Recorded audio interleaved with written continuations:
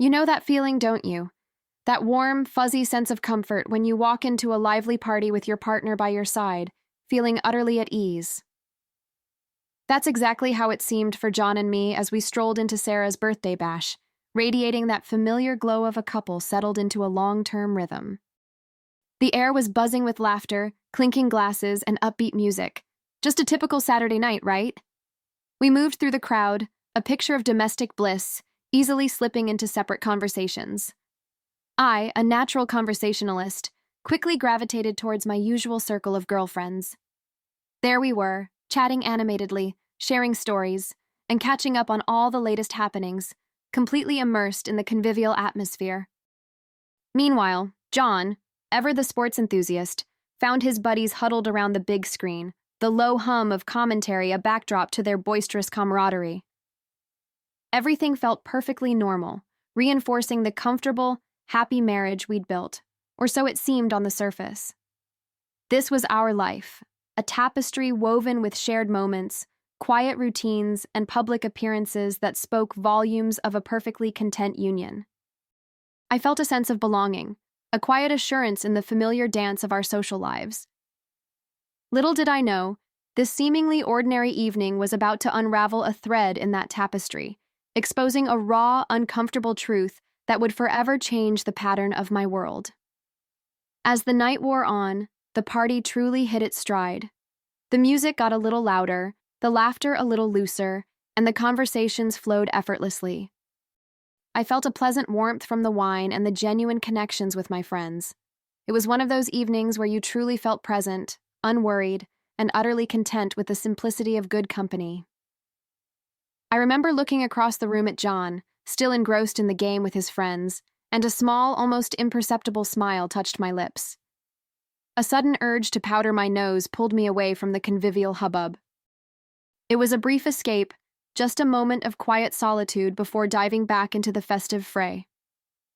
I navigated my way through the clusters of guests, the murmur of conversations washing over me like a gentle wave. As I approached the hallway leading to the restroom, a familiar voice, John's voice, drifted clearly from the half-open door of the den. It was an unexpected sound, just enough to catch my attention without me even trying. Then his words, sharp and cold, sliced through the cheerful din like a surgeon's scalpel. I could have found someone much better, a more beautiful woman, but I married her for the financial security she brings me. It hit me with the force of a physical blow, stealing the air from my lungs. The world tilted, the laughter faded, and suddenly, the warm glow of the evening turned into an icy chill. For a split second, I just froze there, rooted to the spot, feeling like my entire world had just been pulled out from under me. It was like I'd been punched in the gut, the kind of pain that takes your breath away and leaves you gasping. My heart hammered against my ribs, a frantic bird trapped in a cage. But then, almost instinctually, an icy calm washed over me, a survival mechanism kicking in. There was no way I was going to let him, or anyone else, see the devastation I felt. I took a deep, shaky breath, forcing my features into a mask of nonchalance. With what little strength I had, I pushed open the bathroom door, walked in, splashed some cold water on my face, and stared at my reflection. My eyes, usually bright, now held a haunted, faraway look, but the casual smile I managed to fix on my face was convincing enough, I hoped. It was an act, a performance, designed to shield the raw, churning agony that had erupted inside me. As I walked back out into the party, rejoining the laughter and the music, it was as if I was watching myself from a distance. The girl who had entered the party, carefree and happy, was gone, replaced by someone else entirely. The evening continued, the clinking of glasses and the buzz of conversation now just a muffled backdrop to the deafening echo of his words in my mind.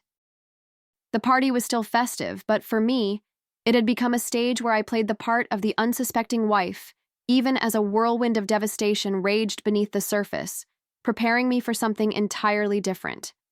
The immediate aftermath of that party was a blur, a strange, distorted reality where everything looked the same but felt profoundly different. I went through the motions, the usual routine, making coffee, tidying up, exchanging pleasantries with John. But every single interaction, every shared glance, every casual touch was now tainted. It was like I was seeing him through a warped pane of glass, and all I could see was a lie. His words, "I married her for the financial security," echoed relentlessly in my head, a cruel, mocking soundtrack to our seemingly ordinary life. Inside, I was a battlefield of emotions. First, just raw shock, a disbelief so profound it made me question if I'd even heard him correctly. Then came the anger, hot and sharp, burning a hole through my carefully constructed composure. And beneath it all, a deep, aching hurt that twisted my stomach into knots. It was a suffocating mix, making it hard to breathe, hard to think. Every time he spoke, his words felt hollow, like empty promises bouncing off the walls of a cavern. This wasn't just about his confession. It was about revisiting our entire history, replaying every "I love you," every tender moment, every shared dream, through this new cynical lens. Was it all a charade? Had I been so blind? A quiet, steely resolve began to form within me, a subtle shift from victim to something else entirely. The resentment wasn't just festering, it was crystallizing, hardening into a quiet determination that would soon manifest itself in ways he'd never see coming. That quiet resolve didn't just sit there. It began to hum with a low, dangerous energy. I found myself watching him, truly watching him, for the first time in years, picking up on all his little habits, his routines, his moments of vulnerability. And that's when it started, this subtle campaign of mine. These initial acts were tiny, almost imperceptible really, designed to just nudge his comfort zone, to create those little ripples of inconvenience without ever making a splash he could pinpoint to me. I remember the first time I accidentally misplaced his car keys right before an important meeting. I watched him frantic, tearing the house apart, his face growing red with frustration.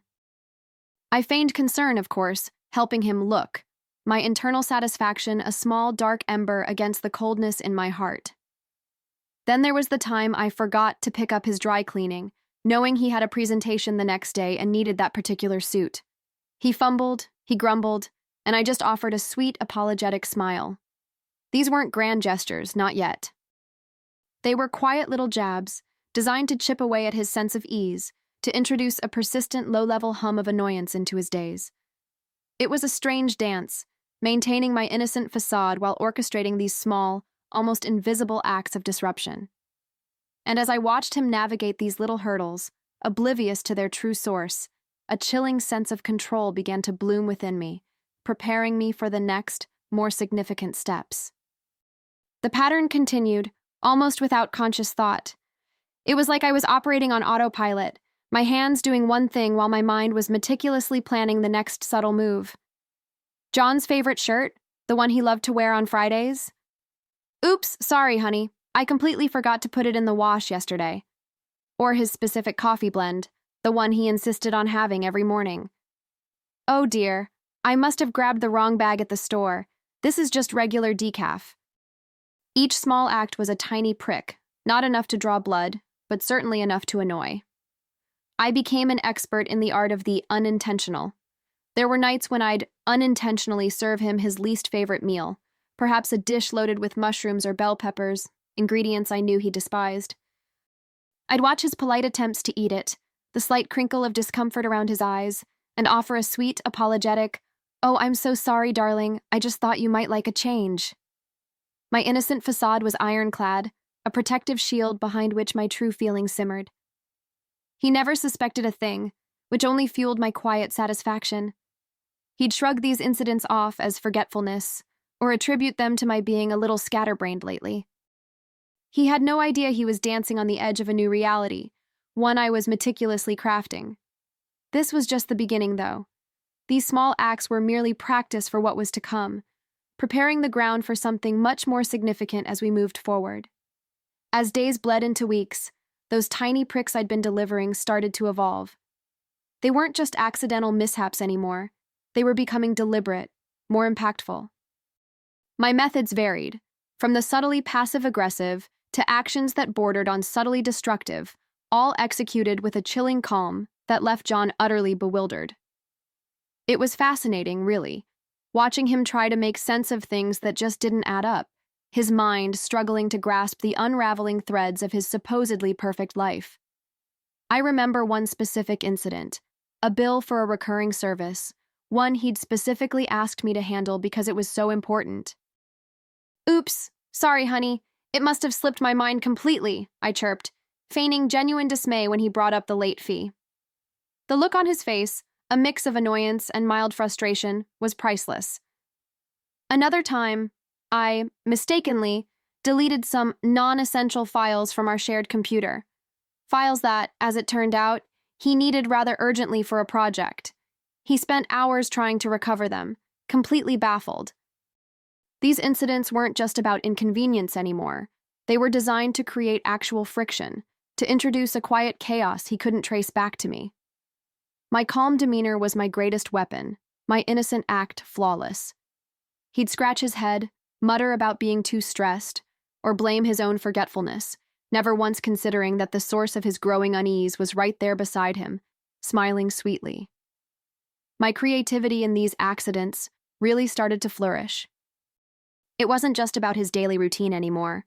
I began subtly undermining his plans with friends, those moments he looked forward to so much. "Oh, did you tell Mike about that embarrassing story from college?" I'd ask, feigning innocence in front of his buddies, watching John's face fall as the laughter erupted, knowing full well he'd wanted that anecdote to stay buried.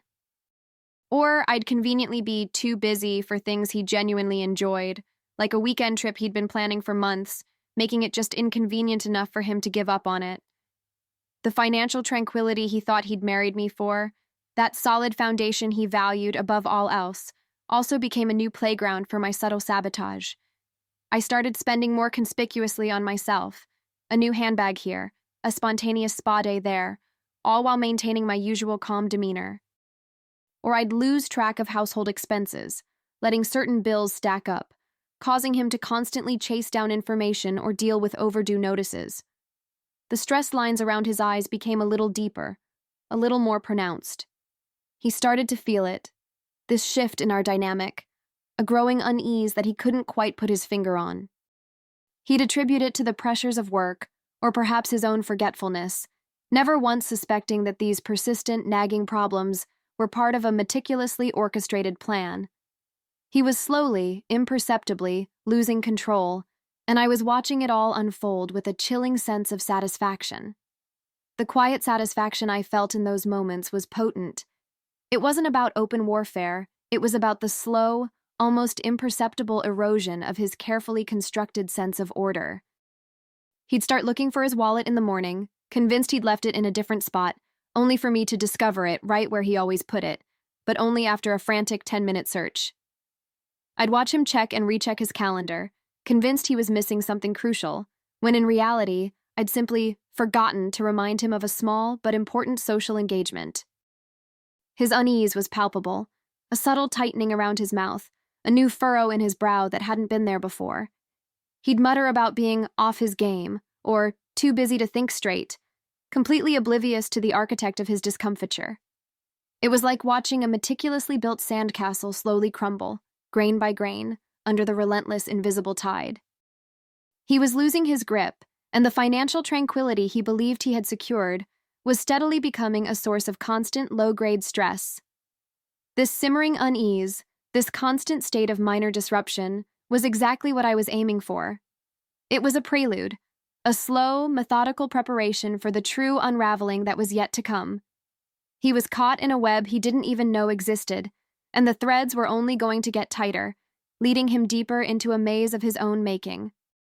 My campaign escalated, moving beyond mere comfort to target aspects of John's life I knew he cherished most: his reputation, his leisure, even his peace of mind.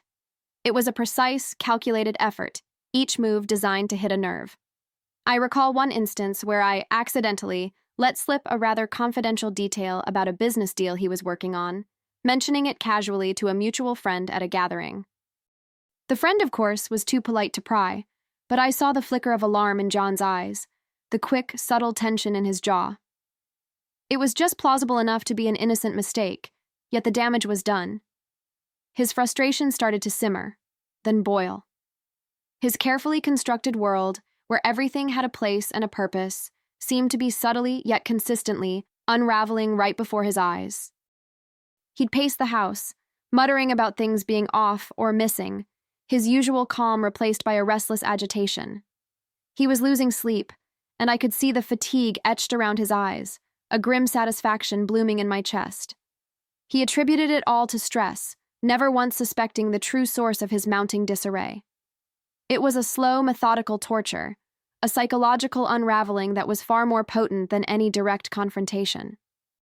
Each accident, each misunderstanding, was a carefully placed brick in the wall of his growing bewilderment. He was beginning to question his own memory, his own sanity, and that, for me, was a victory far sweeter than any immediate outburst. The confrontations began, hesitant at first, then more frequent. "Jane, have you seen my travel documents? I swear I left them right here and now they're gone," he'd demand, his voice laced with confusion and a rising note of agitation. I'd feign concern, my brow furrowed with a perfected innocent bewilderment. "Oh, darling, I haven't touched them. Are you sure you didn't put them somewhere else? You've been so stressed lately." My explanations were always just believable enough, laced with a genuine-sounding worry that deflected any direct suspicion. I remember another time, a meticulously planned fishing trip with his oldest friends. He'd been looking forward to it for months. A day before they were supposed to leave, I, mistakenly, booked a non-refundable surprise couples spa weekend for us on the same dates. His face when I presented the gift was a masterpiece of conflicting emotions, forced gratitude battling sheer disbelief and suppressed rage.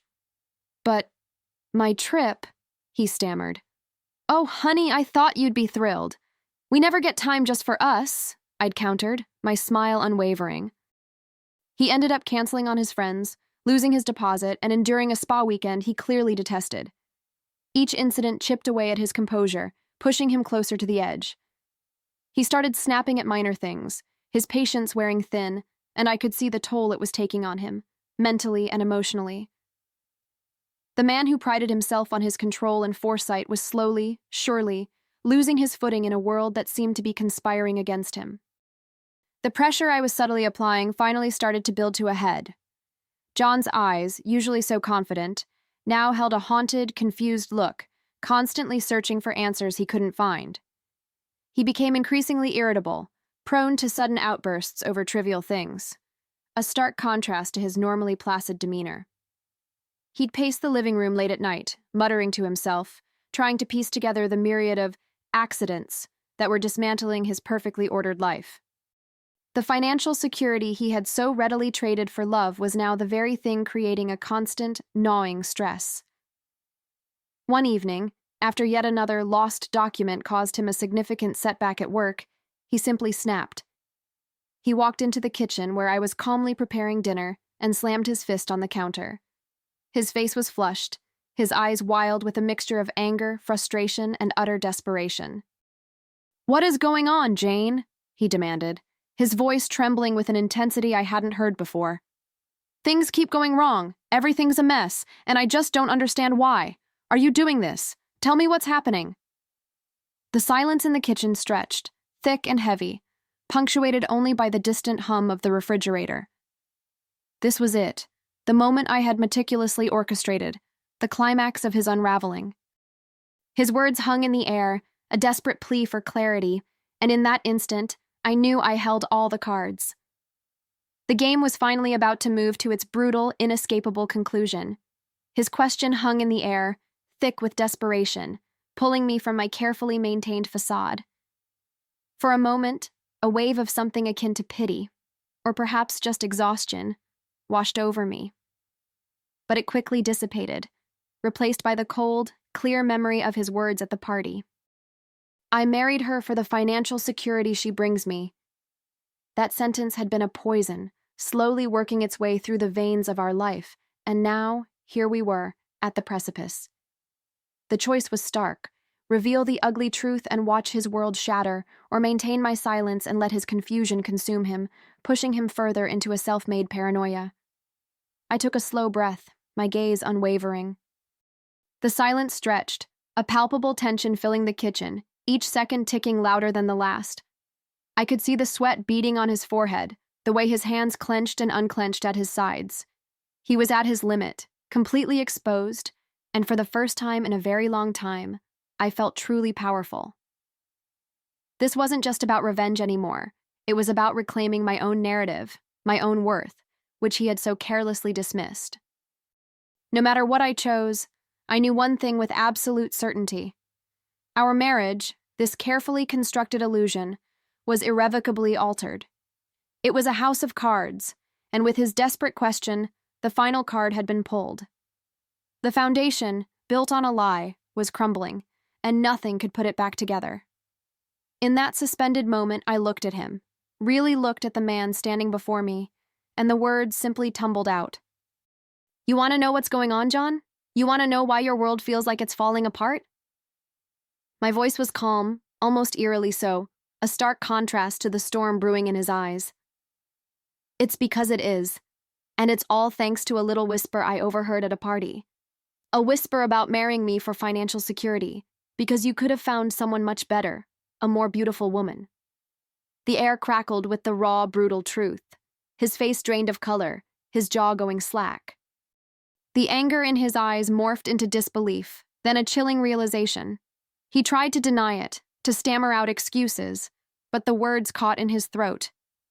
The argument that followed was explosive, a hurricane of accusations and bitter truths that had been simmering beneath our facade for far too long. The emotional impact was immense, like a dam finally breaking, unleashing years of suppressed pain and resentment. Every hurtful word, every false pretense, came crashing down around us. The definitive end of our relationship wasn't a slow fade. It was a violent rupture, loud and undeniable. There was no going back, no mending what was so thoroughly shattered. He stood there, watching his carefully constructed illusion crumble before his very eyes, his face a roadmap of shock and dawning regret. The dust settled, leaving behind an eerie quiet in the wake of the storm. The immediate pain was sharp, a searing incision, but beneath it, a surprising sense of liberation began to bloom. I had reclaimed my voice, my dignity, and my self-respect. The emotional cost of the revenge had been heavy, a silent burden I carried, but the freedom that came from severing ties with a relationship built on such a cold, transactional lie was immeasurable. It was like shedding a heavy cloak I hadn't realized I was wearing for years. In the days and weeks that followed, I focused on rebuilding, on finding my footing on solid ground again. There were tears, of course, moments of raw vulnerability, but they were my tears, shed on my terms, not held back to maintain a facade. I started to explore old hobbies, reconnected with friends I'd let slip away, and discovered new facets of myself I hadn't known existed.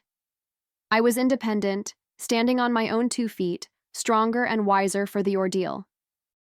John was left to grapple with the wreckage of his own making, facing the consequences of his actions and the hollow promises he'd built his life upon. For me, it was a dawn of a new reality, one where my worth wasn't tied to someone else's perception or their financial calculations. I learned to prioritize my own value, to trust my instincts, and to step into a future that was truly mine, unburdened by the price of a false tranquility.